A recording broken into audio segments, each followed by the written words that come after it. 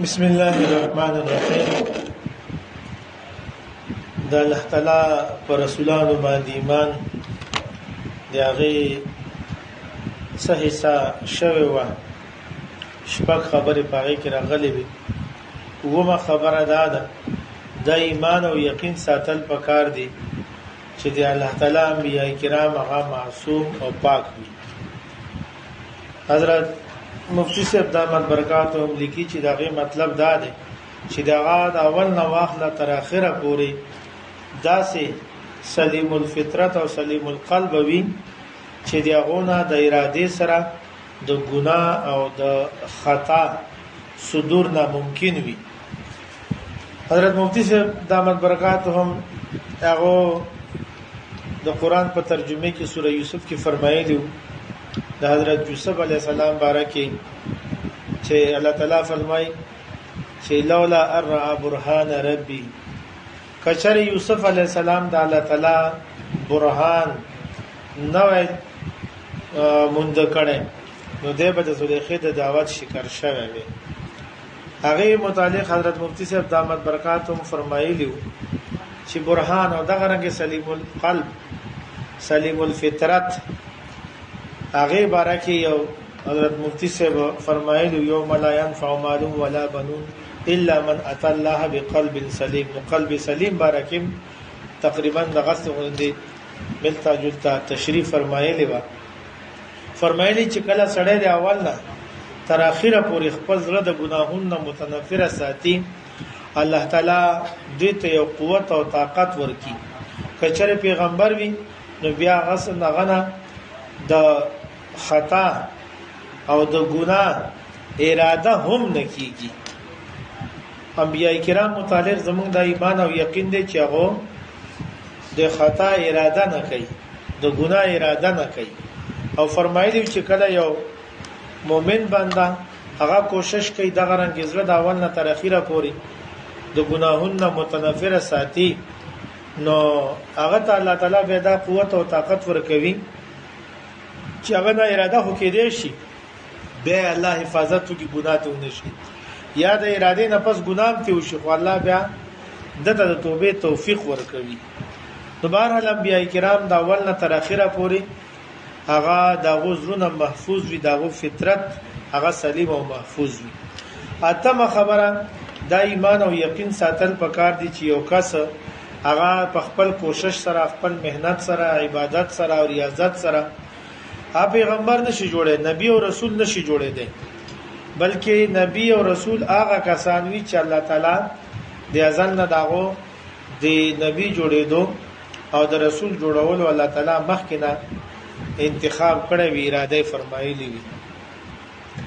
نه هم نمبر دا ایمان او یقین ساتل پکار دي چې د منصب نبوت په اعتبار سره ټول انبیای کرام برابر دي لیکن د فضیلت په لحاظ سره الله تعالی بعضو ته په بعضو باندې فوقیت ورکړه ده درجه ورکړه ده.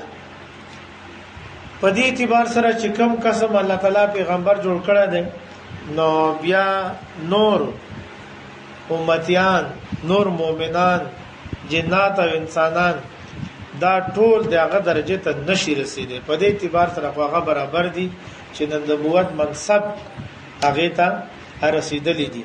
لکه مثلا جنت یو منصب د حضرت مفتی صاحب مثال ورکړه.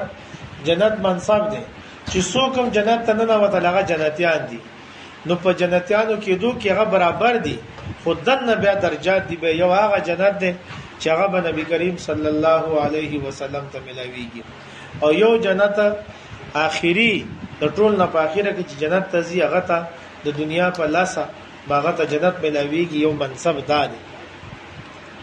نو بهر حال درجه یو داده نو منصب کې برابر دی هغه چې جنتیان دي خودن منصب کې بیا درجات دي بیا فضایل شته. دغه رنګي انبیاء کرام د نبوت د منصب په اعتبار سره خو په دغه منصب کې دن نه دي لیکن بیا په دې کې درجات دي. د ټولو نه لوی درجه د نبی کریم صلی الله علیه وسلم هغه افضل رسول دی هغه د انبیاء کرامو امام دی نو داغه درجه ټول نو چته ده. لسم نمبر دی الله تعالی دنیا ته پیغمبران را لګلی وخت په وخت داغو ټیک تعداد هغه موږ دغه نه خبر نه یو. البته د بعض نمونه قرآن پاک کې راغلي یا حدیثو کې زموږ مخه تراشي موږ دغه نه معلوم یو. بعض انبیای کرام داسې دي چې داغو نمونه موږ ته معلوم نه دي، داغو تذکرہ زموږ مخه ته نه ده شوی. خو موږ په ټولو انبیای کرامو باندې ایمان لرو او تعداد متعلق موږ دا وایو 1,40,000 کم او بیش. دا کم او بیش لفظ موږ ځکه استعمالو کله 1,24,000 نه زیات وي هغه موږ پیغمبران به منو، او که تعداد دغه نه لکمي ذکر عربی کې کلا کلا د منځ کې عدد هغه نشمارل کیږي، قصور نشمارل کیږي. نو لہذا چې څومره الله تعالی پیغمبران را لګلی هغه ټول باندې زمونږ ایمان دی. البته دومره خبره یقیني ده چې ټول نه اول پیغمبر حضرت آدم علی السلام دی او ټول نه په اخیره کې راتلونکي او د مرتبه په اعتبار سره ټول نه لوی پیغمبر هغه نبی کریم صلی الله علیه وسلم دی. الله تعالی د نبوت سلسله په د باندې کامله او مکمله ختمه کړې ده او اوس دغه نه پس تر قیامت پورې بل پیغمبر نشرات له او نه بل پیغمبر ضرورت ده. ان شاء الله ختم نبوت کې بداغي دلایل راشد ختم نبوت چې کوم تعلیم پای کې به دغه مکمل دلایل ان شاء الله راشي. انبیاء کرام باندې ایمان راوړلو اثرات په ژوندۍ باندې حضرت مفتی صاحب لیکي چې انبیاء علیهم السلام او سیدنا محمد رسول الله صلی الله علیه وسلم باندې د ایمان راوړلو په وجه باندې د انسان په ژوند کې به لازمان تبدیلی راځي. داغه پورا ژوندۍ ټوله ابد نبی کریم صلی الله علیه وسلم د سنت او طریقې مطابق بوي. دیبا د الله تعالی احکامات د نبی کریم صلی الله علیه وسلم د سنت مطابق کوي.